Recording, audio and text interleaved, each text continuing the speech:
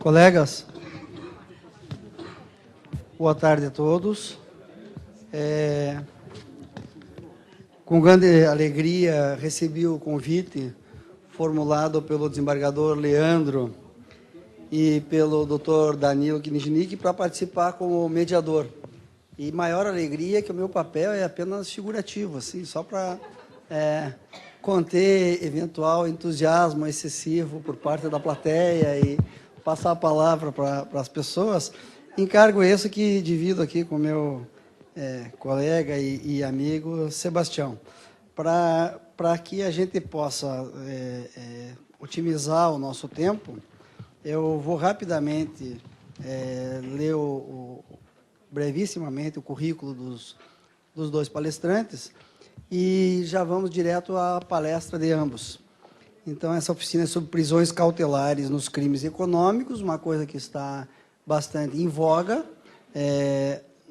Primeiro a falar será o Dr. Douglas Fischer, que é Procurador Regional da República na 4ª Região, assessor do Procurador-Geral da República e coordenador do Grupo de Trabalho da Lava Jato, mestre em instituições de Direito e do Estado pela Pontifícia Universidade Católica do Rio Grande do Sul, professor de Direito Penal e Direito Processual Penal.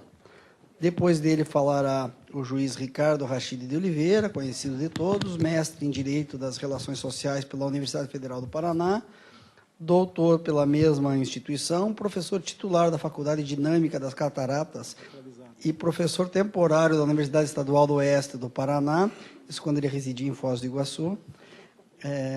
Juiz federal da 4ª Região, requisitado em auxílio ao Supremo Tribunal Federal, no gabinete do ministro Edson Fachin. Então, passo desde logo a palavra ao doutor Douglas Fischer e depois o doutor Sebastião segue nos trabalhos de mediação, que tenho certeza que terá mais sucesso do que eu. Bom, pessoal, boa tarde, é muito bom estar aqui com vocês. Eu não posso deixar de não agradecer a honra que é poder estar aqui. Faço agradecimento em nome de todos, mas na pessoa do Leandro Paulsen, permite falar senhas, doutor. Eu acho que nós estamos aqui para conversar entre pessoas que querem entender um pouco mais, debater, repensar a questão das medidas cautelares. Então, eu deixo meu sincero agradecimento por poder estar aqui e, em hipótese nenhuma, eu tenho, como eu falo, preparei uns slides, eu sempre gosto de seguir alguma coisa para a gente ter uma linha de pensamento e tentarei ser o mais breve possível, algumas questões importantes relativas às prisões cautelares nos crimes econômicos.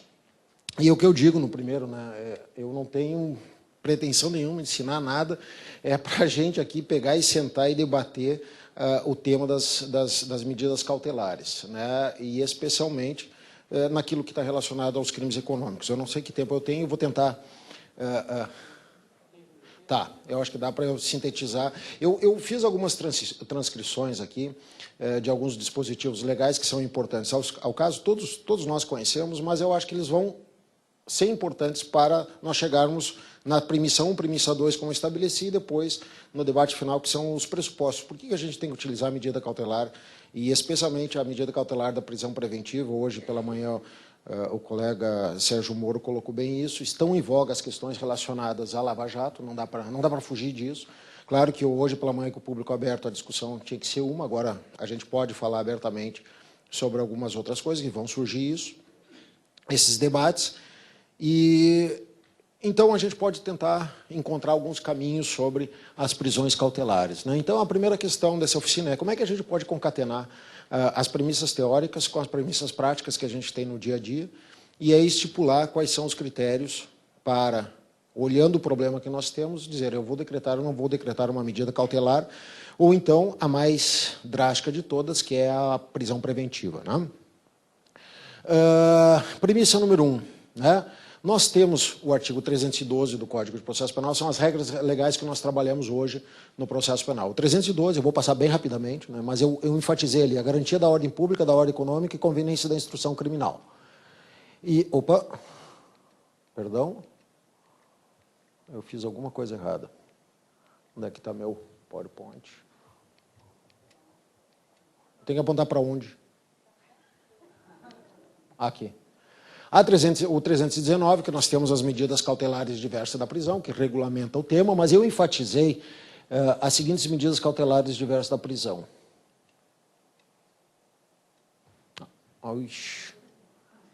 Estou um perigo com isso aqui na mão hoje.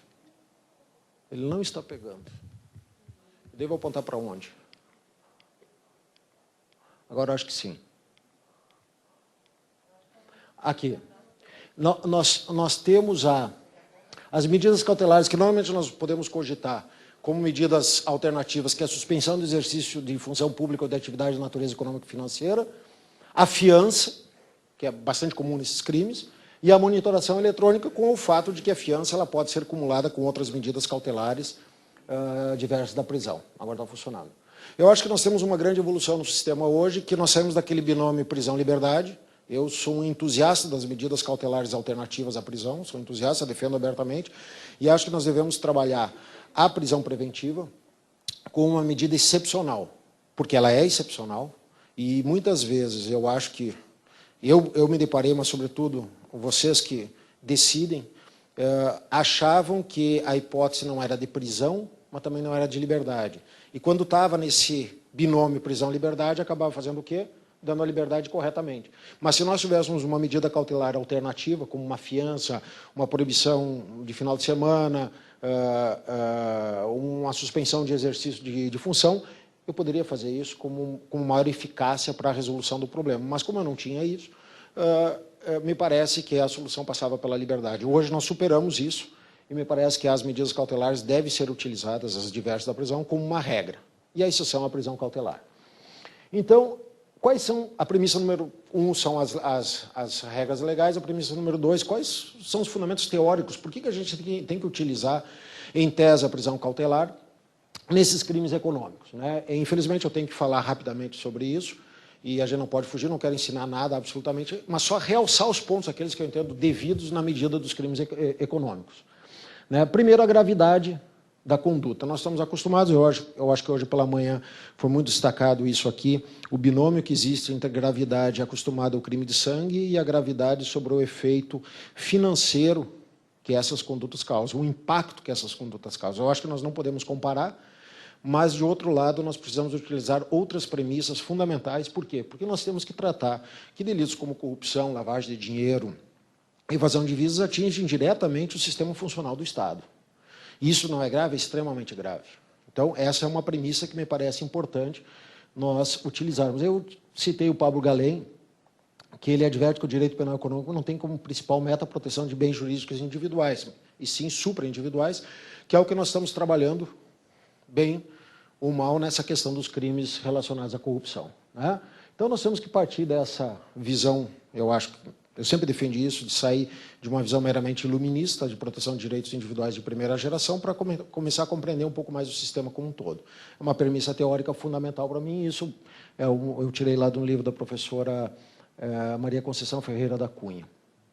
Isso eu acho que vai estar depois disponível para todos, enfim, eu preparei especialmente para cá, para o nosso debate.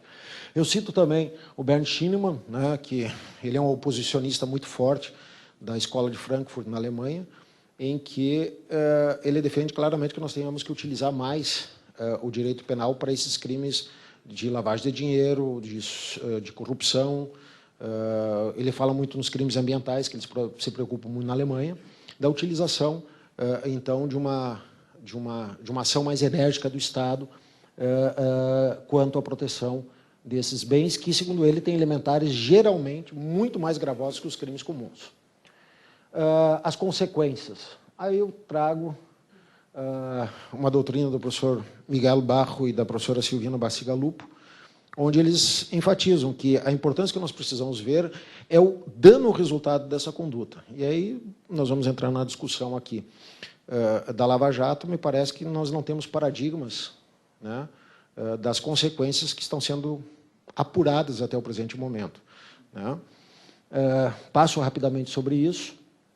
E isso é uma referência aqui, só mais de efeito, mas eu gosto sempre de citar o Sanches Mir e o Garrido Genovez. Eles têm uma obra sobre a delinquência do colarinho branco, e um é sociólogo, outro é criminólogo, né? eles têm duas frases, né, muito impactantes, que o delito do colarinho branco pode incidir também de um modo mais direto na delinquência comum, criando mais pobreza, miséria e desesperança. E, segundo Sutherland, né, os delitos de colarinho branco ocasionam mais danos físicos e mortes que os delitos comuns, apesar do caráter não violento, né, dentro da concepção tradicional da criminologia da violência dos crimes dessa natureza, né. Eu gosto sempre, eu não consigo me dissipar muito das ideias de Ferraioli, porque eu gosto de ler Ferraioli, diferentemente do que normalmente se lê no Brasil. E o próprio Ferraioli adverte, expressamente, mas aqui no Brasil são poucos que dizem, que ele diz exatamente, né, que nós temos uma nova criminalidade da qual provém as ofensas mais graves aos direitos fundamentais, que é a criminalidade do poder. E ele diz claramente, expressamente, duramente, que o Estado deve agir com bastante ênfase, respeitando os direitos fundamentais. Isso me parece que é uma premissa inabalável de qualquer pessoa que queira debater o tema, mas ele tem que trabalhar os delitos dos cabageiros, como ele fala, e ele cita a corrupção, balanços falsos, fraudes fiscais ou lavagem de dinheiro, né? Ou seja, nós temos que começar a separar o que ele fala dos delitos de rua com os delitos de poder, cujas consequências são gravíssimas. A periculosidade do delinquente econômico, e aí a gente balança um pouco, pô, mas como é que eu vou dizer que ele é perigoso se ele não tem uma arma? Só que, se nós pegarmos sob a ótica da criminologia tradicional, evidentemente nós não vamos encontrar solução. Mas já há vários estudos mostrando que o limite ético, desmedido, frio, calculista, e que a análise da conduta dele tem como primado um cálculo de eficiência, custo-benefício, nós estamos tratando com as pessoas certas. E talvez eu acho que a situação bastante clara que nós vimos recentemente no caso de um grande empresário que foi preso é que ele estava mandando destruir provas. E estava mandando fazer isso, fazer aquilo. Ou seja, não há limite ético. Temos que encontrar um jeito de anular, temos que fazer isso. E eles fazem mesmo, né? E me parece que não há nenhum pudor. E eu digo para vocês que eu tenho notado assim, em determinadas condutas, não medo eu acho que a gente não tem que ter, mas um certo receio dos limites onde determinadas coisas podem chegar. Isso comprova uma premissa teórica que eu estou trazendo aqui, que nós temos que reolhar a questão da periculosidade do agente nos casos de corrupção. Tá? Eu cito, inclusive, o professor Mário Lucipriani, gaúcho. Ele fala que se trata de uma periculosidade silenciosa, maligna, amorfa e subreptícia alarmante que merece, especialmente o Poder Judiciário, uma ação enérgica para esse tipo de situação. Essas palavras não são minhas, eu cito, inclusive, a fonte, a página, podem buscar lá. Então, rapidamente passando, porque depois eu acho que nós vamos debater, como é que a gente vai concatenar esses pressupostos teóricos para a prática. Então, eu creio que as questões são três. A questão da ordem pública ou ordem econômica, a instrução processual, a necessidade da instrução processual, a garantia, e não ser possível uma medida cautelar diversa, ou seja, não tem alternativa senão utilizar a medida mais gravosa, que é a prisão cautelar. Até eu estou citando aqui, saiu uma obra agora do colega Deltan, eu estou lendo a obra, é impressionante o que ele traz ali, uma pesquisa que ele fez nos Estados Unidos, sobre lógica. Eu acho que a gente trabalha muito pouco isso, especialmente na lógica, na natureza desses crimes. E ele procura fazer um desenvolvimento técnico muito interessante sobre lógica das provas do processo. Lembra muito o nome do livro do Malatesta, né? Que o livro do Malatesta é Lógica das Provas em Matéria Criminal. E a questão que eu digo, eu posso trabalhar com presunções e premissas para decretar uma preventiva, eu vou ter a certeza daquilo que eu estou decretando uma preventiva? Eu não tenho. Eu tenho que trabalhar com certas presunções e tentar compreender as coisas como elas são na realidade dos fatos. E ninguém melhor do que vocês, conhecendo o processo, para saber, pô, a conduta tende a ser realizada desse modo. O comportamento tende a ser assim. Isso não é uma presunção perdida. E eu cito até um precedente do Supremo que não tratava disso, tratava de entender a responsabilidade penal de um agente dentro de uma estrutura de uma organização criminosa. E aí o ministro Nery diz, não se trata de presumir pura e simplesmente, mas se trata de compreender as coisas como elas são na realidade. É o dia a dia. Isso são as máximas de experiência. E nós vamos desperdiçar isso que nós temos, e vocês, como magistrados, nós, como membros do Ministério Público, eu creio que não. Eu acho que nós temos que utilizar com muita cautela. A gente não pode sair atirando, eu acho, para todos os lados e pedindo ao Ministério Público qualquer pedido de preventiva, por qualquer fundamento, sem indicar a razão necessária, o porquê, o que está acontecendo e, consequentemente, o próprio Judiciário deferir uma medida nessa natureza. E nós vamos acertar e nós vamos errar. O que nós temos que fazer, creio eu, é minimizarmos os erros, e me parece que nós temos que começar a trabalhar um pouco mais. Eu acho que o Leandro foi, mais uma vez, muito feliz hoje pela manhã, numa ponderação que me parece o raciocínio se aplicar também aqui. Quando nós iniciamos uma investigação, a presunção de inocência está num índice bastante alto. Na medida que eu tenho uma denúncia recebida, eu já tenho um elemento a mais. No momento que eu tenho uma sentença condenatória, ela já vai cedendo um pouco, ela continua existindo.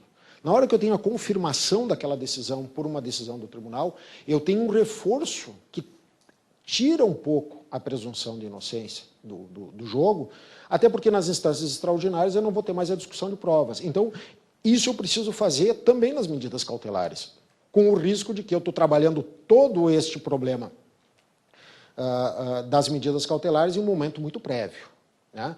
Então, utilizando uma expressão bastante coloquial, eu creio que para nós trabalharmos nós temos que estar bem calçados.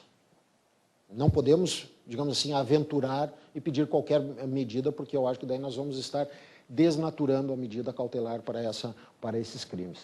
Então, eu tento fazer aqui, em 2 minutos eu encerro. Nós temos algumas questões que nós podemos estabelecer como um padrão, mas é um padrão que não pode, ele pode ser afastado no caso concreto, mas são algumas linhas, eu entendo, que eu analiso as medidas cautelares a partir dessas premissas. Ponto número 1, algumas premissas, então. A gravidade concreta, e aí eu vou trabalhar o quê? A ordem pública e ou econômica, eu preciso ver o dano causado, e as consequências são importantes, por isso que eu falei da doutrina da professora Silvina e do professor Barro, no sentido de que eu preciso ver a quantidade que está envolvida. Eu vou dizer que há um pagamento, um desvio de 20, 30, 40 milhões, nós estamos trabalhando no caso concreto, que houve, só de propina, num caso concreto, foram 40 milhões de dólares. Isso é algo que foge ao normal de qualquer outro valor. Eu não estou falando de uma corrupção de 500, 600 reais, R$1.000, R$5.000 ou até R$10.000. Estou falando de 40 milhões de dólares. Me parece que essa circunstância impõe uma ação, se não for outra medida cabível, eu preciso analisar o contexto todo. A possibilidade de fuga, garantida a aplicação da lei penal, e nós temos vários exemplos, né, que normalmente essas pessoas envolvidas nesses crimes, elas têm uma capacidade maior de evasão, isso é uma circunstância natural, até pelo poder, jatinhos próprios, posso alugar, posso ir para outro local, tenho nacionalidade dupla. Nós temos o caso concreto do Pisolato, agora que está difícil. Nós já tivemos o caso do Cacciola e parece que a gente não aprende, né? Parece que continuam recorrentes as situações. Destruição de provas, a garantia da instrução processual. Ameaça, mesmo que velada ou indireta, a testemunhas, garantias da instrução processual. O ideal, digo eu, seria um contexto de várias ações nesse sentido, como garantia da instrução do processo. E eu digo para vocês claramente, cada vez mais nós estamos trabalhando com ameaças veladas, indiretas, e a gente consegue, aos poucos, demonstrar isso. Eu posso dizer para vocês claramente que nós estamos vendo inúmeras situações agora, e aí a gente trabalha dentro daquela concepção da máfia, né? O sujeito não faz, mas manda o recado, né? Manda entregar o peixe enrolado no jornal, como quem diz, cuidado que a coisa pode acontecer. E, pessoal, isso acontece, é impressionante. Não há pudores, não há pudores. Há cuidados, claro que sim. Uns mais afoitos e outros menos afoitos. A reiteração da conduta, né?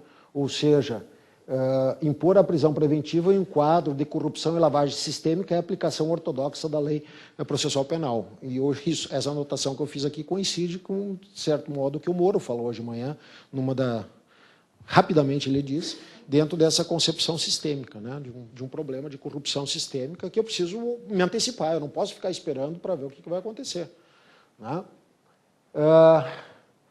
Prova eventual, mas não necessária, de que há grandes valores depositados no exterior, e nós estávamos falando há pouco sobre isso no café. Isso é uma demonstração que impõe uma necessidade de uma atuação cautelar prévia, não necessariamente só isso, Eu acho que só ter o dinheiro fora, por si só, pode deixar um pouco fragilizada uma medida cautelar. Agora, o sujeito que tem 10 milhões de dólares, 10 milhões de euros, e nós temos situações de bem mais, aliada a outras circunstâncias dessas que estão aqui, me parece que começam a levar um pouco mais à necessidade da antecipação da medida cautelar. Demonstração de que, após o início das investigações, ou até de ações penais, nós já tivemos, são realizadas condutas para dissimular, né, poderia ser, dependendo do caso, até lavagem de dinheiro, transferir e esvaziar contas que estariam valores objeto das condutas criminosas. Isso acontece, e nós já vimos isso no dia a dia em outros casos. Me parece que é outro elemento a ser considerado. E a demonstração de uma eventual organização na qual, mesmo sem a prisão, ou seja, não adiantaria utilizar uma medida cautelar diversa como o afastamento das funções, em que haveria uma possibilidade da gente continuar agindo por interpostas pessoas, né, atingindo a ordem pública e a instrução processual. E nós vemos isso também. Aliás, mesmo numa situação aqui, vamos falar abertamente, um sujeito está preso preventivamente e a audácia dele era continuar mandando os recados para destruir provas, faça isso, faça aquilo.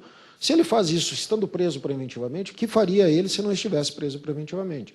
Ou seja, eu tenho uma possibilidade maior de controle a evitar que ele realize essas condutas determinando a ação. E, mais uma vez, ele não vai ele fazer, mas ele determinar a fazer. Então, muito rapidamente, assim, e aí eu acho que depois nós vamos trabalhar, eu queria trazer essas considerações aqui, né, para escutar, sobretudo, a opinião de vocês, porque eu acho que nós temos que ter um novo olhar. Não adianta a gente ter lei nova, modificar a legislação. Hoje, inclusive, foi feita a pergunta do HC 84078, eu não sei qual é a opinião de vocês, mas logo que o Supremo proferiu aquela decisão, o relator era o ministro Eros Grau, e foi tomado por 7-4, eu me lembro muito bem daquele julgamento, eu passei a sustentar que era inconcebível aquela visão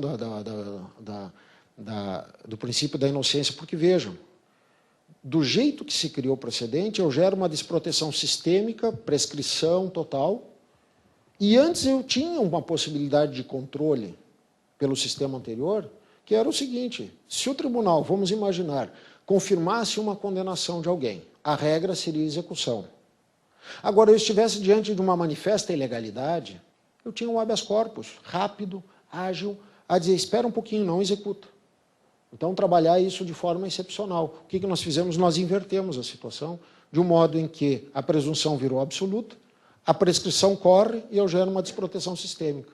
E na minha modesta opinião, não precisa PEC Peluso, que foi feito, não precisa legislação, precisa apenas ter um novo olhar e compreender sistematicamente a legislação. Resolve perfeitamente isso. Nós temos... Claro que uma legislação melhor poderia nos ajudar, mas nós não precisamos passar por isso. Então, eu acho, dentro dessa crítica rápida que eu faço à decisão do Supremo, convênio de quem pensa o contrário, é que nós não precisamos novas leis para tentar resolver algumas questões que nos apresentam. Nós precisamos, sim, ter novo olhar, novo pensamento, começar a pensar mais sistematicamente e não tão pontualmente, tão topicamente, esquecendo que nós temos várias regras que trabalham o tema das prisões cautelares. Então, rapidamente assim, eu calculei aqui, eu acho que eu passei 3 ou 4 minutos, Leandro, e eu acho que depois nos debates é que a gente vai poder fazer um bate-pronto mais rápido. Então, desembargador, passo então a... Muito obrigado. Depois nós vamos fazer considerações de outras ordens. Agora, assim que o celular do Dr. Ricardo Rachid permitir... Colocando aqui o... Posso falar? Já está. Coloquei aqui 15 minutos para não me perder. Quem me conhece sabe que às vezes eu passo um pouco está ali minha mulher rindo da minha cara. Bem poucas vezes, né, João Pedro? Assim, Bom, vou tentar ser o mais informal possível, porque estamos entre colegas. A minha preocupação, agradecer o desembargador Leandro quando me chamou, e realmente me preocupou a ideia de ter que trazer alguma coisa nova aos colegas que, enfim, tenho certeza que estão tão ou muito mais preparados do que eu para poder pensar essas questões. Eu, na verdade, fui anotando ali algumas coisas que o Dr. Douglas foi colocando, e justamente porque eu tinha em mente de trazer como provocação ao debate, aqui eu estou como agente facilitador, Eu disse assim, se fosse para facilitar mesmo, eu tinha que ficar quieto, né? Porque aí, pelo menos, o debate... Mas, assim, então, estou me colocando na qualidade de provocador aqui, não de facilitador propriamente dito.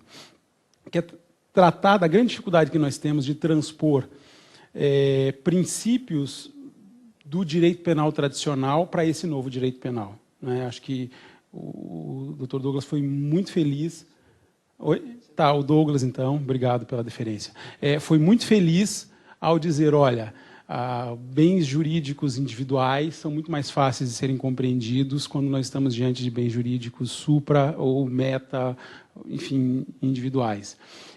Mas, assim, ó, eu creio que isso faz parte de um processo de evolução da sociedade, né, da tomada da consciência de que esses bens, efetivamente, são muito mais importantes do que, às vezes, ou seja, o dano social causado por um crime desse porte é muito maior do que o dano social causado por um crime de sangue, ou mesmo por um tráfico de drogas, às vezes mais singelo. E nós, eu digo nós, porque nós fazemos parte dessa estrutura, nós do judiciário, ainda que individualmente possamos não concordar, somos muito mais rigorosos quando estamos diante de tráficos de droga, que são crimes muito menos graves, do que quando estamos diante de assalto, né, assim, no sentido coloquialmente falado, de bilhões ou milhões de reais aos cofres públicos. E isso tem, na sua base, uma discussão ideológica muito forte que existe no direito penal. Uma discussão ideológica que acho que hoje ela deveria estar superada, mas que as pessoas não conseguem abandonar isso, né? Assim, a partir de um determinado momento, um grupo de criminólogos chegou à conclusão de que o direito penal ele era extremamente seletivo, ele só colocava pobres, enfim, e outros P's na cadeia, enquanto que uma série de malfeitores do colarinho branco, vem Sutherland justamente para poder denunciar isso, passavam ao largo, ou seja, eram pessoas que frequentavam, né, os country clubs da vida, e nós, vamos dizer assim, aplicadores do direito, ao invés de olharmos para aquelas pessoas como marginais, olhávamos para eles como pessoas em relação às quais nós gostaríamos de ser. Pessoas que usam bens de última geração, que têm uma vida social, digamos assim, fancy. Nós temos, então, assim, uma série de projeções e de identificações, que é um fenômeno psicológico conhecido, em relação a essas pessoas, né? Então, assim, o aspecto externo da forma de ser desse tipo de criminoso é algo que nos atrai. E é muito difícil para nós, eu falo genericamente falando, sem estar com os olhos bem atentos, conseguirmos enxergar naquela pessoa um marginal. Alguém que se sente excluído. E aqui é o ponto. Por quê? Porque, na verdade, na base dessa discussão ideológica que existe, eu costumo brincar do IBC-CRIM versus IBC-CRAU, ou seja, né, o pessoal que olha para o direito penal e vê no direito penal sempre uma forma de violência injustificada, e um grupo de pessoas que olha no direito penal e acredita que o direito penal é a panaceia para todos os males, portanto, deve ser aplicado em todos os casos, né? Na base dessa discussão está uma discussão de um grupo de teóricos, né, que passou a pregar o abolicionismo porque via no direito penal um instrumento de exclusão daqueles que já são excluídos. Excluídos, por um lado, né, porque não têm acesso aos bens mínimos de consumo, mas se esqueceram da outra modalidade de excluídos, que é a atual modalidade de excluídos. Porque estas pessoas, Douglas, que presas mandam mensagem para os seus advogados, que presas buscam evitar e que não encontram limites nenhum, na verdade se sentem excluídas também. Eles se sentem excluídos porque eles se sentem acima da sociedade na qual vive. E porque está acima dessa sociedade, ele se exonera da obrigação de respeitar as suas leis e suas regras. Certo? Então, assim, não é excluído apenas aquele indivíduo que, na sarjeta, não se vê como destinatário das políticas do Estado, mais mínimas, né? É também excluído aquele que não se enxerga como um destinatário das normas, porque ele está acima da sociedade. E porque está acima disso, ele se sente no direito de se valer, digamos assim, de expedientes, de estar acima de tudo isso. Digo, excluído então quem está acima e quem está abaixo. Pois bem, diante dessa questão, nós temos então a ideia ligada à própria noção de ordem pública. Por quê? Se é difícil trazer os institutos do direito penal tradicional para essa modalidade criminosa, isso se reflete também nos institutos do direito processual penal, que nada mais são, digamos assim, do que uma espécie de projeção disso. Então, você falar no abalo à ordem pública, quando você está diante de uma gangue que pratica, digamos assim, defraudação de cartões de crédito, é muito fácil, que são crimes tradicionais, né? Quando você está diante de uma gangue que, enfim, pratica tráfico de droga, também é fácil, são crimes da criminalidade tradicional. Quando você está diante de bens jurídicos supraindividuais, digamos assim, a projeção natural que existe em relação à vítima, ela também fica esvaída. Porque você não consegue identificar uma vítima.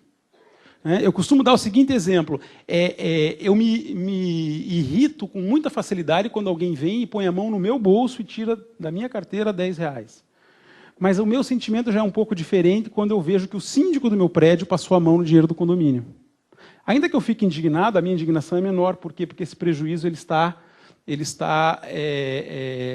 difuso, um pouco mais difuso. E quando alguém passa a mão num dinheiro que não é de ninguém, fica muito mais fácil para mim entender isso. Então, eu tenho, por um lado, a identificação com o criminoso do colarinho branco, que é alguém, digamos assim, que é colocado socialmente como a figura ideal do homem bem-sucedido, né, em oposição àquele outro marginal, que é o maltrapilho, mal cheiroso, que é apresentado na nossa sala de audiência, geralmente algemado, entendeu? Falando errado, ou seja, eu não tenho projeção nenhuma com aquela pessoa. Para mim, olhar aquela pessoa e acreditar que aquela pessoa não se identifica e é um marginal é muito mais fácil. É muito mais fácil. Então,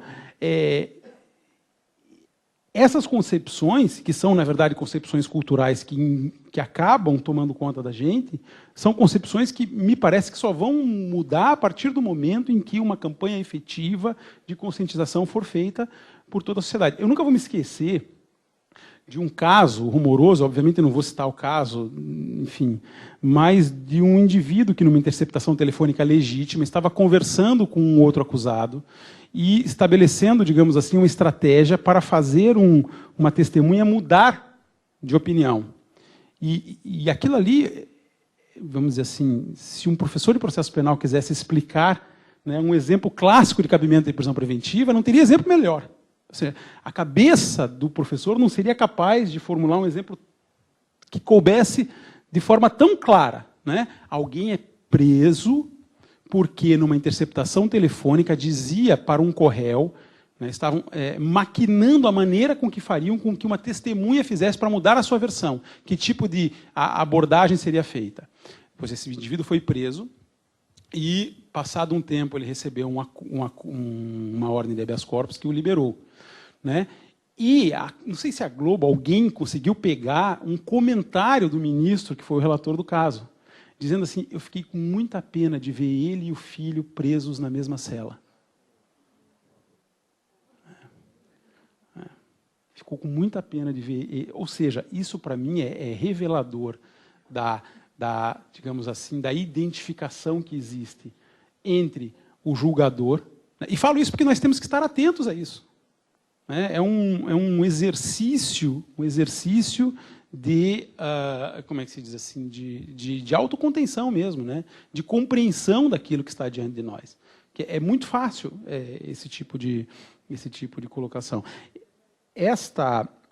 Esse novo olhar, então, sobre essas questões, e isso que eu falei da marginalidade, ou seja, por um lado e por outro, do sentimento de exclusão, isso é uma concepção do Condardo Caligares, ele que descreve isso de forma magistral, no meu modo de ver. Enfim, essa, em síntese, né, em apertadíssima síntese, até um pouco também descontando um pouco do tempo que eu tomei do outro painel, que estava tratando de uma questão que me é muito, muito cara, né, era que eu queria trazer, assim, como uma provocação ao debate, né, também na linha daquilo que o Douglas falou, a respeito da necessidade de nós colocarmos um novo olhar.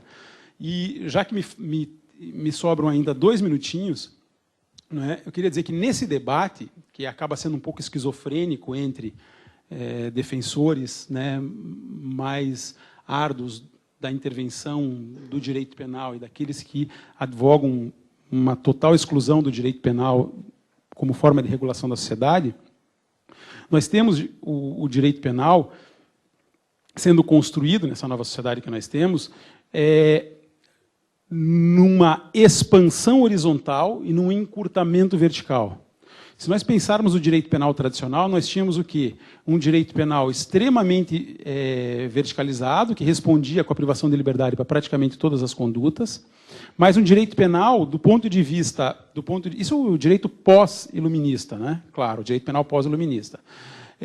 E um direito penal, portanto, bem verticalizado, ou seja, com sanções graves, mas um direito penal pequeno do ponto de vista da horizontalidade, ou seja, só tratava daquelas específicas situações que invadiam uma individualidade. A exceção era, digamos assim, tratar de forma mais grave de direitos meta e supraindividuais. O que está acontecendo é isso, então. Temos uma expansão horizontal, e isso é denunciado, né, por partidários de uma determinada corrente, dizendo que, olha, isso é a prova de que se está fazendo com que o direito penal se expanda ao limite máximo, né? É a inflação legislativa e tal. E eu mesmo sempre achei isso, achava equivocado isso, a gente não pode responder com mais leis penais. Mas, assim, o que acontece é que esse é um fenômeno mundial, isso não é um fenômeno da jabuticaba, é um fenômeno tupiniquim. Não é? Esse fenômeno de expansão horizontal do direito penal é um fenômeno mundial. E ele decorre da mudança social. Né? Assim, uso aqui uma palavra do Klaus Oxin, que é uma palavra, uma frase que é extremamente significativa, onde ele diz assim: sociedades mais singelas e mais simples se viravam bem com 10 mandamentos. As nossas sociedades atuais não suportam mais os 10 mandamentos. Nós precisamos de regulamentação penal, inclusive, para uma série de ações danosas, e muito danosas, contra a sociedade. Isso não impede, por outro lado, de nós encurtarmos o direito penal no sentido vertical, ou seja, de aplicar essa sanção mais grave, que é a prisão, efetivamente para aqueles casos mais sérios. E o que nós temos nesse fenômeno é o seguinte: ainda temos muita prisão para quem não precisa e pouca prisão para quem precisa. Então, diante desse convite a esse novo olhar, então, as minhas provocações ao debate são essas. Eu agradeço a atenção de todos, né, e devolvo a palavra ao... Como é que é? O presidente da mesa. Obrigado. Só está faltando a mesa, né? Bom, esse ambiente bem informal e até a forma como está composto aqui o nosso grupo é muito positivo para o debate. E a guisa só de um pouco de provocação e um pouco de estímulo para que o debate floresça, convido a todos que leiam um artigo, quem não leu, da semana passada, do Joaquim Falcão, publicado, acho que no estado de São Paulo.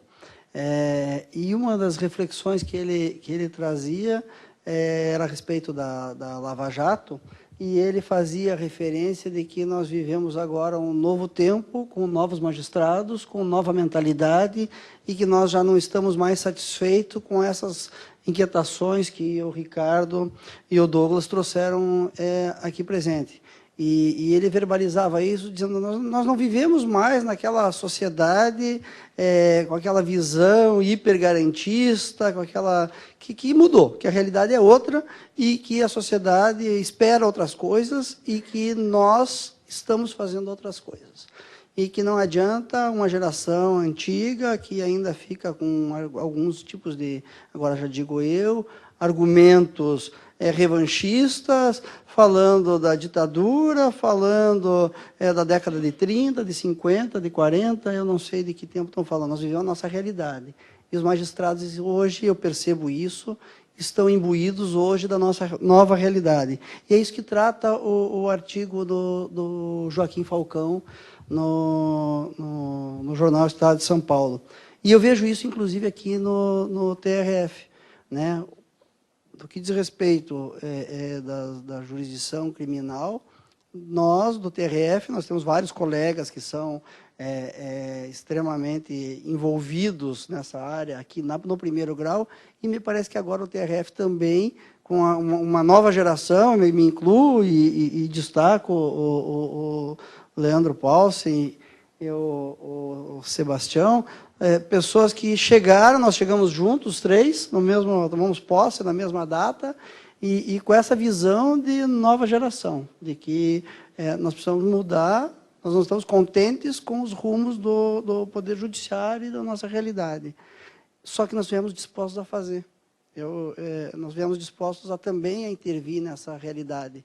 Eu vejo todos, ainda eu conversava com o Ricardo hoje no almoço, todos os ministros dos tribunais superiores reconhecem que aquela carga de trabalho não leva a uma melhor solução dos litígios. Acabei de ouvir o ministro Teori ali embaixo comentando isso, reclamando do excesso de recursos no STF. Mas, infelizmente, o que a gente percebe é uma inércia nesses tribunais superiores para mudar essa realidade. Eles não concordam com isso, mas continuam recebendo e recebendo e recebendo os recursos e processando e milhares de recursos, né? Eu acho que nós estamos numa geração que está disposta a mudar isso. E isso é que diz o artigo, eu acho isso muito, muito louvável. Obviamente que respeitando os direitos constitucionais, as garantias, as pessoas, nós no processo penal trabalhamos com o ser humano, essa é a nossa matéria-prima, mas nós temos que trabalhar com o ser humano que está no processo e lembrar que fora do processo também existe ser humano. Então, com essa rápida provocação, eu me despeço, agradeço a todos. Daqui para frente, o desembargador Sebastião vai dirigir os trabalhos e está aberto aí para questionamentos. Aberto para questionamentos. Precisa do microfone? Bom, é sempre muito bom ouvir vocês que estão à frente desse trabalho belíssimo, que o Brasil todo acompanha com bastante expectativa. Eu tenho dois questionamentos, Douglas. O primeiro, com relação a esse protagonismo que a gente tem assistido da prisão temporária. Ao final de cada operação, ou vem uma denúncia e vem um pedido de prisão temporária, ou vem um pedido de prisão temporária quando desencadeia a operação. Como é que o Ministério Público está trabalhando com essa perspectiva da prisão temporária? Isso tem sido útil para levantamento de provas? Isso tem sido útil para evitar que a pessoa, como tu já deste um dos exemplos, né, aquele ali ficou bem visível porque tem prova escrita de que ele estava tentando destruir prova. Mas como tem funcionado isso nos outros casos? A prisão temporária sempre foi uma prisão que a gente teve muita cautela para decretar, porque os casos são bastante estritos ali, e a gente tem visto assim que tem havido prorrogação, inclusive, dos 5 dias, né, em alguns casos. Então, essa questão da prisão temporária, eu acho que é uma novidade que está vindo, né, nessa sistemática nova de trabalho, interessante, e eu queria entender os resultados que vocês estão tirando desse tipo de prisão. A segunda questão, que eu acho que também inquieta todos, eu tenho sido indagada a respeito por servidores, por pessoas assim que não conhecem muito do processo, como está funcionando essa validação da mesma prova que serve aqui, serve lá. Nós temos isso em termos de colaboração, nós temos isso em termos de quebra de sigilo, pedido de cooperação jurídica. Então, como isso funciona? Isso também é uma sistemática nova, nós não estamos acostumados, isso não está nos livros, né? Vocês estão criando um modelo novo de trabalho, claro, em razão do caso, porque a prova interessa para o primeiro grau, interessa para o Supremo. E como está sendo feito esse acompanhamento? Eu acho que isso é uma curiosidade que todos nós temos, assim, aproveitar a tua presença aqui. Uma questão, então, relativa ao tema, e a outra que foge um pouquinho, mas eu aproveito a oportunidade, porque é um esclarecimento importante, e dentro da sistemática do processo penal, a gente não tem isso escrito em lugar nenhum, né? Então, são essas considerações. Bem, Salese, quantas vezes nós já sentamos e discutimos como amigos, né, as questões dos rumos que a gente está adotando no processo penal, as nossas divergências, as nossas convergências, como a gente cresce nisso, né? E eu digo, aproveitando o gancho do desembargador Gebran, é o seguinte: essas mudanças que estão acontecendo, e aí eu vou dizer isso de verdade para ti, para a Thaís que estão aqui, eu acho, e o Rashid, que está aqui agora, eu acho que os tribunais superiores, especialmente o Supremo, começou a ter novos ares a partir de algo que eu achei fenomenal: os juízes instrutores. Vocês conseguiram começar a levar para eles as inquietações, os problemas do dia a dia que eles não estavam jamais acostumados a ver e ficavam longe do processo, chegando num habeas corpus em alguma coisa. Eu acho, eu não estou dizendo que eu vou concordar com determinadas decisões ou não, não é nada de concordar ou não com as decisões, favorável ou contra, não. É esse novo olhar. Eu acho que isso foi feito pelos juízes instrutores de uma maneira fenomenal, e eu tenho visto isso, eu tenho notado isso hoje, porque eu tenho trabalhado muito com juízes instrutores no Supremo, e eu acho que essa visão nova que tem dado esse respaldo, sempre respeitando direitos fundamentais. Bem, a questão das temporárias. Vou começar pelo Supremo, porque pela primeira vez, eu digo para vocês, foi um dos momentos mais estressantes meus do Ministério Público, quando nós pensamos em montar uma operação em que, pela primeira vez na história, o Supremo defere 53 mandados de busca em 7 unidades da Federação. Nós tínhamos cogitado em 2 casos de prisões temporárias. Resolvemos não ir tanto. Achávamos já que não... O receio era grande, só com os mandados, e me parece que nós temos que ir paulatinamente. Então, no Supremo, nós não cogitamos ainda de prisão temporária, embora eu defenda que ela, excepcionalmente, se eu tiver aqueles indícios, aqueles elementos essenciais, sobretudo a questão da prova, eu acho que ela tem que ser utilizada. Em Curitiba, tem se utilizado mais. Eu não tenho uma estatística, Salise, até porque são tantas as coisas que acontecem. Mas, assim, em alguns casos, claramente restou provado que, se não tivesse tido a prisão temporária, especialmente na destruição de provas, não se teria conseguido aquela prova. Não se teria conseguido. E eu tenho notado que, inclusive, são poucos os casos agora que estão sendo prorrogados. 5 dias é aquele momento para angariar a prova e deu. Nós temos que ter cuidado com a prisão temporária sob a alegação de inconstitucionalidade que o Supremo até hoje não bateu o martelo. Agora, esses dias eu vi uma decisão da Corte Europeia de Direitos Humanos, que eu não consegui estudar ela ainda. Claro que eles não trabalham essa diferenciação de prisão temporária e prisão preventiva. É uma cautelar, mas eles deixaram uma coisa muito clara. Como eles são violadores de direitos fundamentais naquela corte, que não tem prazo pré-estabelecido. Essa é 10 dias atrás, eu não tive tempo ainda de ler. Então, eu acho que a prisão cautelar, a prisão temporária tem que ser utilizada em determinadas circunstâncias, assim, quando eu tiver um elemento concatenador. E eu acho que esse controle do judiciário é fundamental, porque teve vários casos que nós pedimos, os colegas pediram em Curitiba, e o Moro indeferiu. Eu acho que isso é importante, eu acho que esse controle constante é fundamental. E não vai ser por isso de indeferir que nós vamos dizer se está errado. Ponto número 2, a questão da prova. Realmente isso tem sido uma preocupação constante. Como é que a gente vai compartilhar provas e fazer cisão processual? E quando nós começamos, já que nós estamos falando do caso do Lava Jato, eu posso dizer porque, por um período, eu fiquei pensando sozinho, olhando todos os problemas que ia ter, antes da gente ter o grupo de trabalho propriamente dito. Então, toda a cautela era fundamental para antecipar os problemas que viriam lá na frente. Surgia qualquer indício de que teria um dado objetivo de uma participação do parlamentar, a gente dizia, sobe. E no início, eu vou dizer para todos aqui, confessar, não sei se vocês lembram que teve a reclamação 17.529, alguma coisa assim, em que o ministro Teori avocou todas as ações penais dos inquéritos. No início, eu confesso para vocês, eu disse, que desgraça. E eu digo para vocês hoje com absoluta tranquilidade, eu acho que ele fez uma das coisas mais certas que ele deveria ter feito. Sabe por quê? Porque se eu fosse o magistrado que recebesse aquela reclamação, que era do Paulo Roberto Costa, eu teria feito a mesma coisa. No início, eu confesso que eu não gostei, mas depois eu vi que ele estava certo. Por quê? Porque do modo como foi direcionado, dava a entender que estava havendo violação de prerrogativa de foro. Mas não, por quê? Porque nós tomamos esse cuidado que eu vou referir. Teve a referência à prerrogativa de foro, ela foi remetida para cima de todo mundo e imediatamente nós estamos fazendo isso. Isso é o precedente do 3.515, num agravo regimental, no inquérito 3.515, que é do ministro Marco Aurélio, que esse inquérito está em andamento. Imediatamente nós fazemos a cisão processual. Estamos mantendo poucos casos os processos reunidos no Supremo e todos os demais devolvendo para primeiro grau. Bom, uma vez feita a cisão, cada um anda concomitantemente. Só que tem fatos que são, sobretudo no caso de continência, sobretudo em que a prova do parlamentar, muitas vezes, é a mesma prova do que está em primeiro grau. E, às vezes, uma prova produzida em primeiro grau vai nos auxiliar para aprovar a conduta em segundo grau, sem que isso importe. Como estava em discussão agora, eu posso falar também aqui, a reclamação do deputado Eduardo Cunha. Ele omitiu um dado relevantíssimo nessa última reclamação dele, que já tinha sido feita a cisão.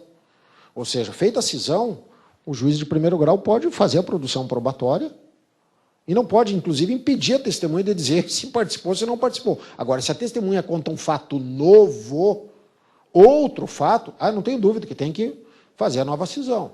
Então, como é que nós temos feito isso? Sobe, cinde, baixa, fica no Supremo só o que tem a prerrogativa de foro. Começa a produção de prova, se descobre uma prova relevante em segundo grau, obviamente nós temos a comunicação entre os meus colegas do Ministério Público. Nós dizemos, descobrimos isso aqui. Então, eles, claro que a gente não manda a prova, mas dizemos, descobrimos isso. Isto é importante para primeiro grau? É. Então, nós fazemos um pedido ao Supremo para compartilhar a prova com o primeiro grau. E o inverso é a mesma coisa. Então, quando há algum dado relevante de alguma prova produzida, aí os colegas de primeiro grau peticionam ao Moro para que o Moro autorize o compartilhamento das provas com o Supremo Tribunal Federal. E assim nós estamos fazendo. Essa é, digamos assim, a ordem lógica dos procedimentos, e toda a preocupação é assim, é não dar margem para a discussão de provas, de nulidades, né? O que eu tenho mais notado é que eles têm ficado, os advogados têm ficado muito irritados, porque até aqui, do que eu vi, a gente não deu chance para uma argumentação plausível de compartilhamento de provas ou de nulidades, porque a gente está adotando procedimento comum.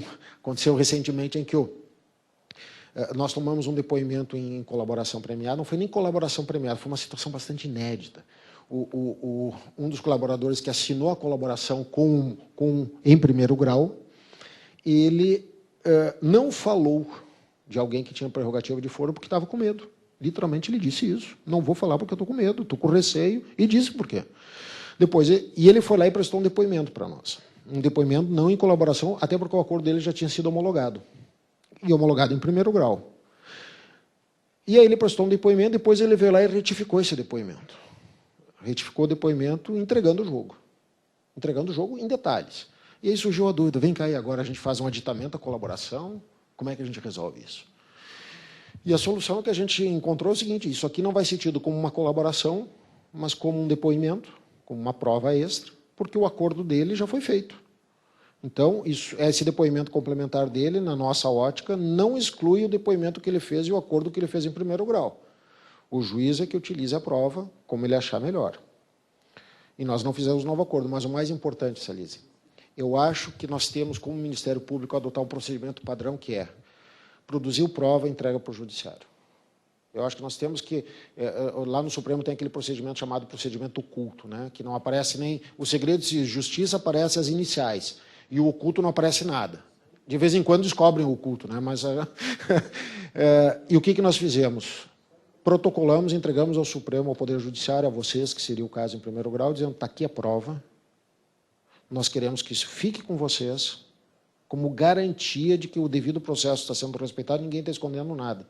Não deu outra essa semana, passados uns 30 dias, a arguição, quando se descobriu que efetivamente essa testemunha tinha contado os fatos, a arguição de que o Ministério Público estava adotando procedimentos e ritos no sentido de esconder a prova. Só que eles não sabem que a prova já está com o Judiciário há um bom tempo. Então, a experiência de erros que nós tivemos no passado, eu acho que nós temos que utilizar agora. Esse modo de compartilhamento, de produção de prova, eu acho que ele tem que ser apresentado do Judiciário. O Judiciário, se disser que não vale, não vale. Se disser...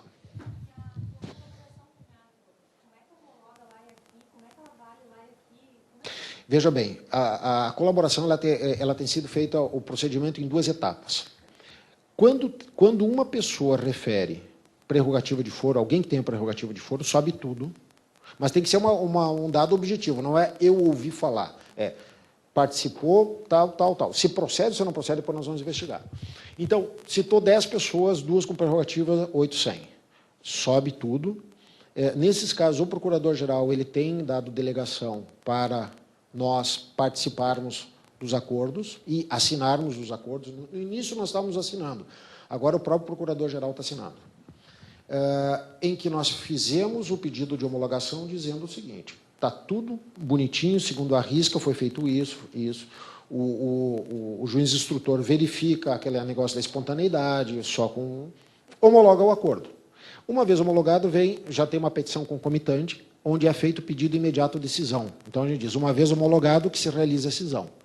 E aí, baixa, digamos assim, dos 10, 2 ficam no Supremo e 8 baixam com todas aquelas provas, mais a cópia da homologação. Ou seja, está homologado pela instância superior, está valendo. Então, pode tocar tudo em primeiro grau.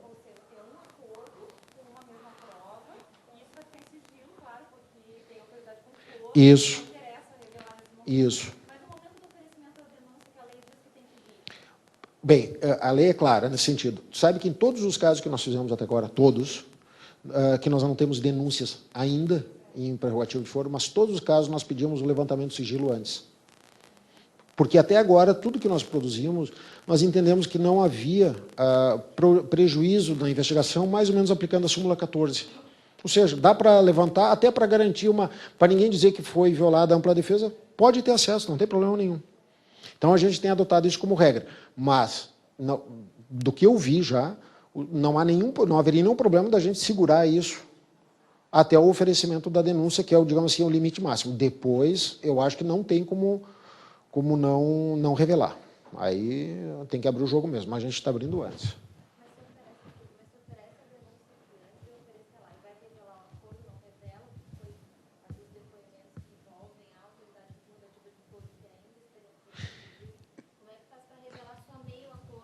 Ok, a pergunta é ótima. Bem, na prática não aconteceu nenhum caso ainda assim, tá? Esse dia nós estávamos preocupados, eu vou dar um exemplo. No caso do Ricardo Pessoa, que ele fez o acordo, os processos não baixaram porque nós estávamos no meio da operação que ia ser realizada, ok? Nós já estávamos com tudo cindido, procedimento por procedimento, tudo cindido no Supremo Tribunal Federal. Mas para garantir, porque nós utilizamos acordos dele, nós fizemos a operação e depois começamos a pedir para baixar. Então, normalmente, quando baixa, já está aberto o acordo lá em cima. Então, nós pedimos para baixar tudo para que o juiz competente, se entender relevante, levante o sigilo. Nós não pedimos o levantamento do sigilo como regra geral, tá? Mas, dependendo da situação, até a gente pode pedir. Então, baixa e o levantamento do sigilo é ele que faz, dependendo do caso. E como as provas, e é aqui que está o ponto, nós juntamos... Isso foi uma estratégia lá atrás. Como é que eu vou tomar um depoimento de um sujeito que vai falar sobre 500 fatos e vai ficar tudo numa coisa só? Então, nós mudamos completamente. Começamos a tomar depoimento por termo. Termo 1, tu vai falar sobre o quê? Sobre isso. Termo 2, sobre isso. Termo 3, sobre isso. Separamos todos os fatos. Claro que algum fato vai envolver várias pessoas. Mas, então, se eu, por exemplo, no termo 1, ele disser sobre A, B e C, e no termo 2, E e F, o fato de eu abrir o sigilo de um não abre do outro. Então, essa prática de separar na colheita dos depoimentos tem sido extremamente útil para a gente. Extremamente útil. Porque eu me deparei numa situação em que o acordo era um só. Exatamente. Então, antes eu tinha um depoimento, como é que eu ia separar? Eu confesso assim, que quando chegaram os 2 acordos, do Paulo Roberto Costa e do Alberto Youssef, eu pensei, como é que eu vou resolver esse trem? Como diz o mineiro Rodrigo Janot. E aí, pensando, debatendo, quem sabe a gente separa por fatos, faz assim, a chance da gente revelar é menor e evitando essa contaminação. Até aqui, se mostrou para mim o mais eficiente do que fazer tudo num só. Né? E isso está escrito onde? Lugar nenhum. Lugar nenhum. Né? Mas o acesso é total, né? Da prova, a gente não tem nenhuma preocupação. Os fatos são fracionados. Essa lógica não põe um acordo em risco? Veja bem, como eu acho que não. Primeiro, porque dentro do acordo eu não revelo... veja bem, eu faço o acordo. E depois eu tenho os anexos do acordo. O que eu vou dizer no acordo. Os anexos do acordo não vão junto com o acordo. E aí eu separo, claro. O que fica é o acordo. Então ele tem que ter noção quais são os benefícios, o que vai ser, o que não vai ser. Isso vai... exato, exatamente. A gente fraciona o depoimento.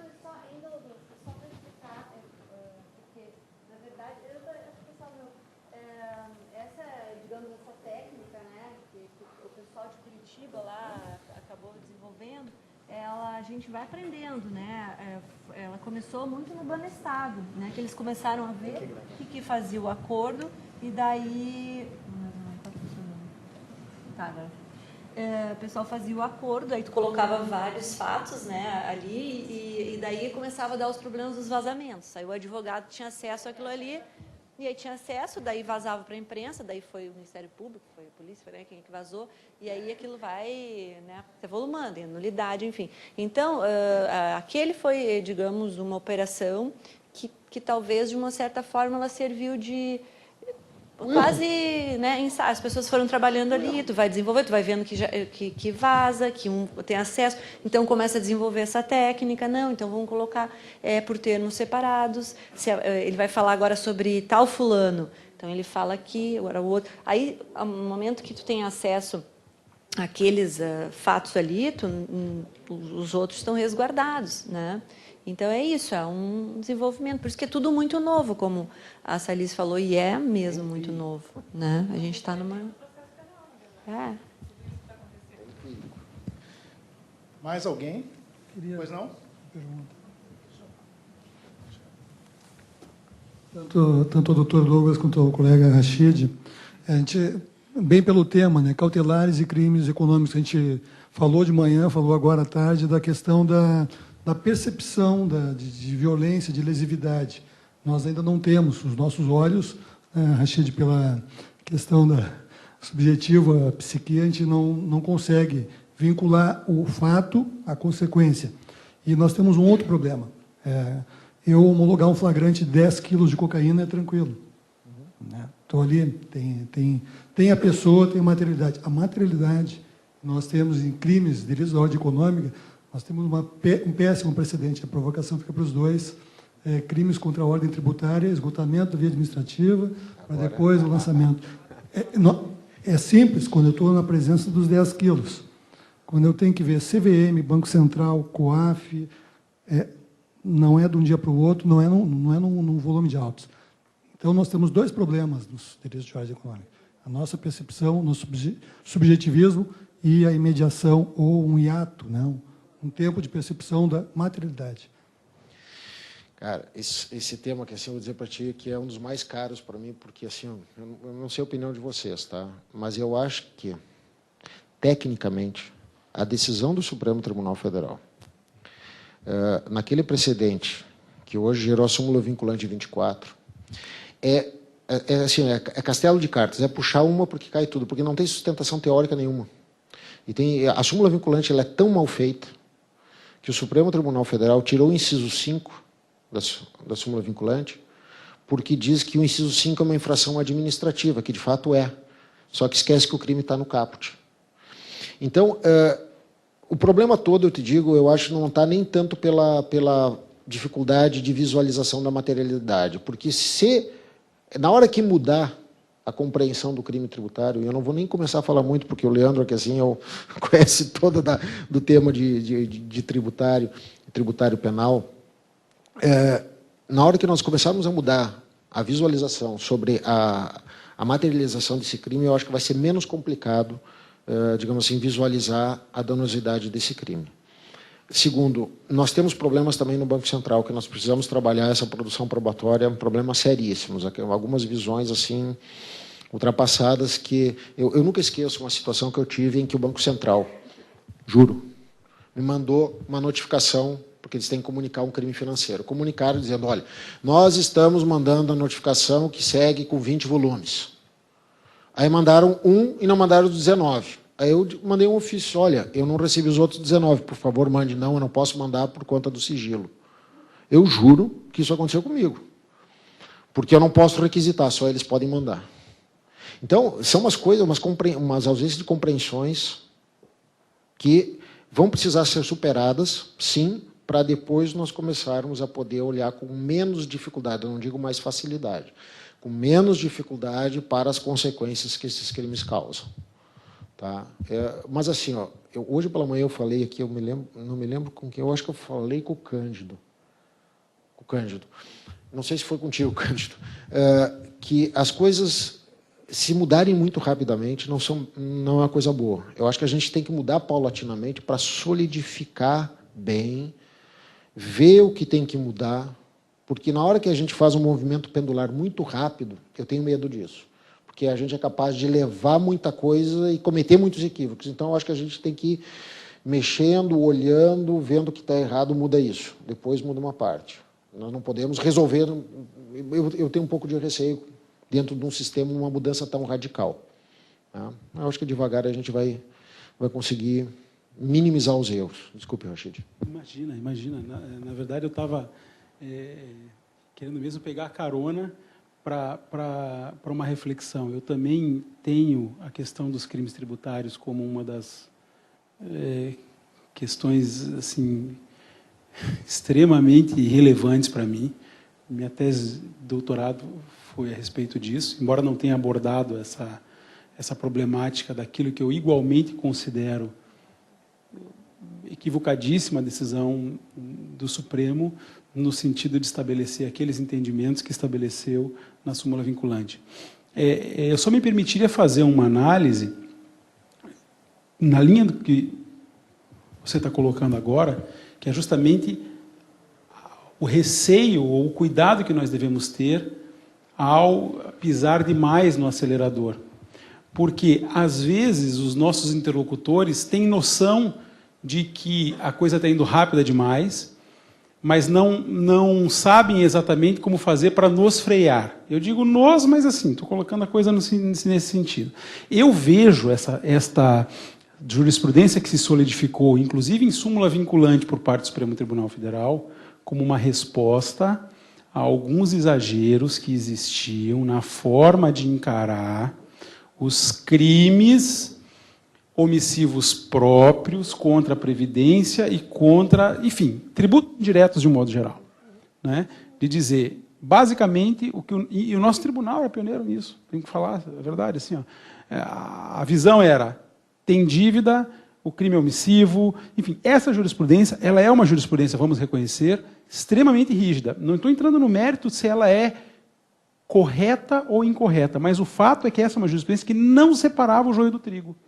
Não separava, ou com muita dificuldade separava, aquele que era um contumaz sonegador daquele que era alguém que eventualmente estava praticando um delito. E a resposta que o Supremo deu foi a pior possível. Engessou tudo, colocou tudo no mesmo balaio, ou seja, todos os crimes que estão ali.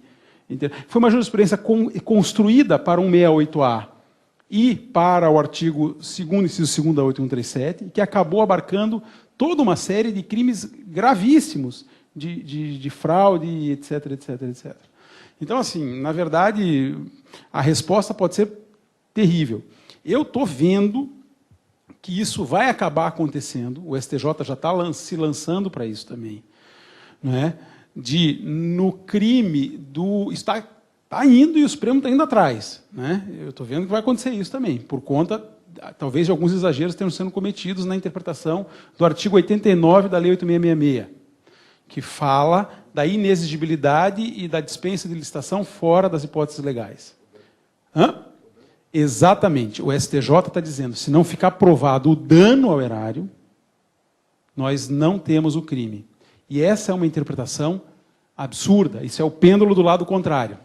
Né? E a gente vê nas fundamentações que o que se busca não é esse o resultado. O que se busca é um elemento que distinga o político, o administrador inapto, do administrador sem vergonha. Mas, por hora, o que tem para hoje é essa tese do dano, que é uma tese horrível, porque é impossível você, num caso concreto, quando você analisa um crime de licitações, você saber se a licitação tivesse sido feita, né, se a contratação teria sido mais barata, mais proveitosa ou não. E de mais a mais, aquilo que se tutela com esse delito não é só o valor econômico A licitação ela existe para outras razões, né? Para todos aqueles princípios que são enunciados no artigo 37, que é para dar a todo mundo a oportunidade de contratar com o poder público, para a tutela da moralidade, para a tutela da eficiência, para a tutela de uma série de valores caros à administração, que estão sendo, digamos assim, diminuídos ou menosprezados por uma razão que é necessária, que é justamente essa, distinguir o que é o administrador, vamos dizer assim, inapto, que, portanto, está mal assessorado, não sabe se, naquele caso concreto, era preciso ou não uma licitação, ou um administrador que dolosamente dispensa a licitação, portanto, em casos que, sabidamente, não se poderia dispensar. Eu acho que o Supremo, o STJ já está indo nessa linha, o Supremo está caminhando por um precedente de aniquilar o artigo 89. De turma já tem, enfim, tem assim, não é uma jurisprudência, se pode dizer, pacífica ainda. No STJ, interessante, no STJ eles pegaram isso a partir daquilo que está decidido na improbidade administrativa, passaram a aplicar no crime. As turmas de direito administrativo já voltaram atrás, e o pessoal do crime continua dizendo a mesma coisa. Enfim, só para mencionar essas questões. Mais alguém? Então, eu vou aproveitar, já que a minha missão é de mediador e não de facilitador. Não, só complementando aquilo que o Gebran falou, na verdade não apenas dos juízes que tomaram posse juntos no crime, mas também juízes, por exemplo, de outras áreas, bem mais novos do que nós e do que eu, particularmente, o desembargador Cândido, juízes convocados, a doutora Salisa, a doutora Thaís, né? Enfim, e toda essa nova geração que está vindo aí. Tá? Eu só vou fazer, de minha parte, uma perguntinha bem rápida, depois, de minha parte, eu passo para o... Não sei se devolvo para o Gebran ou para o presidente.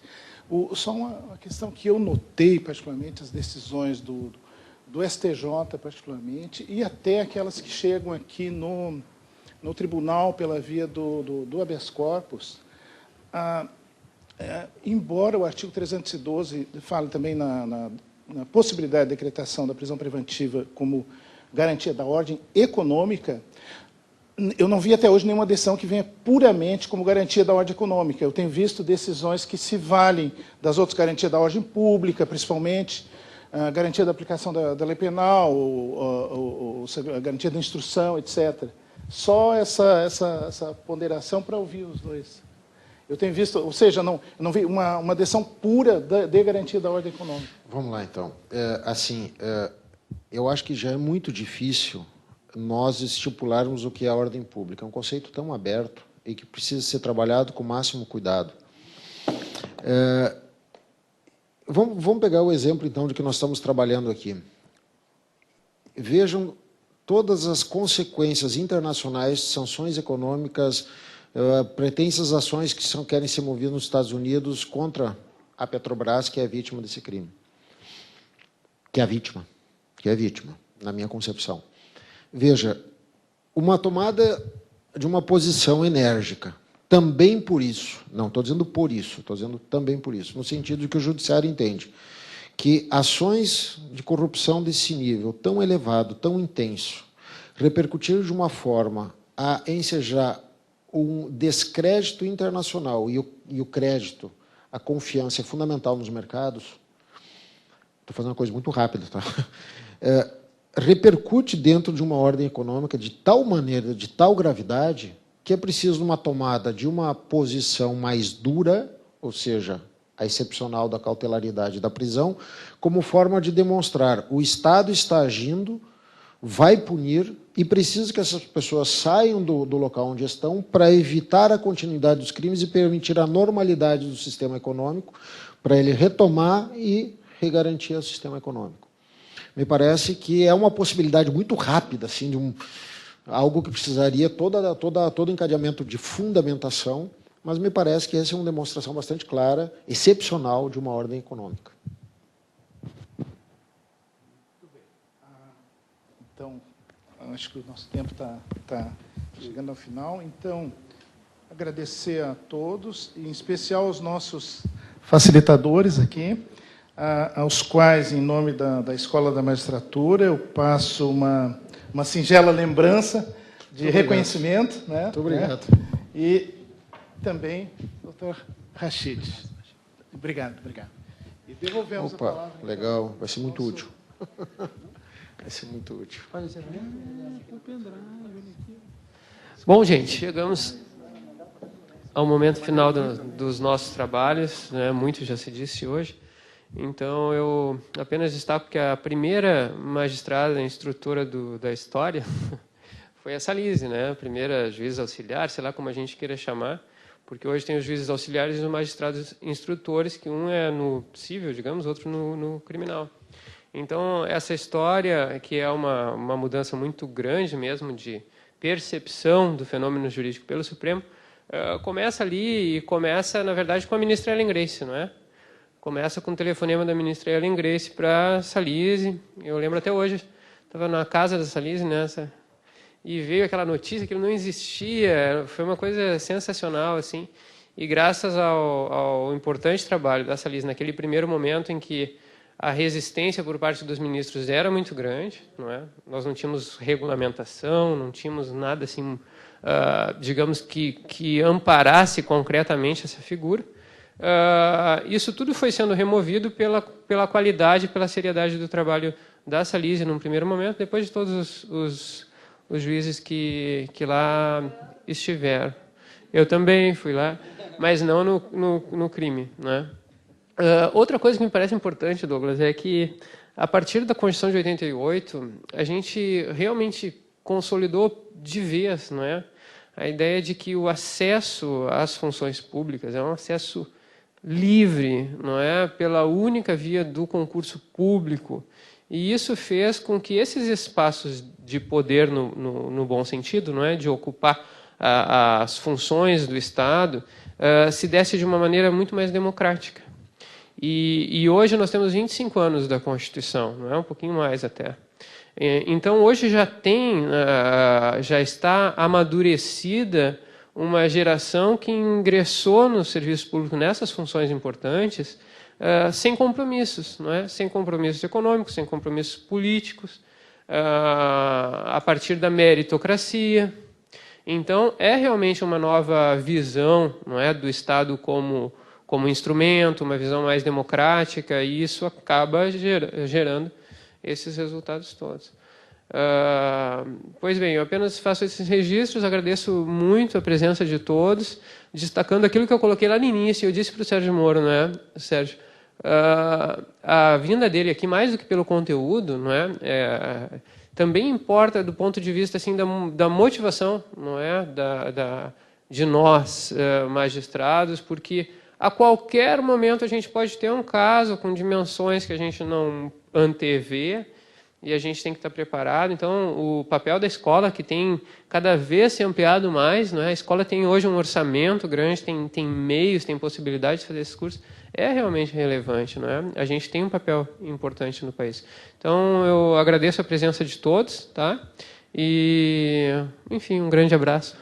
Boa semana para todo mundo.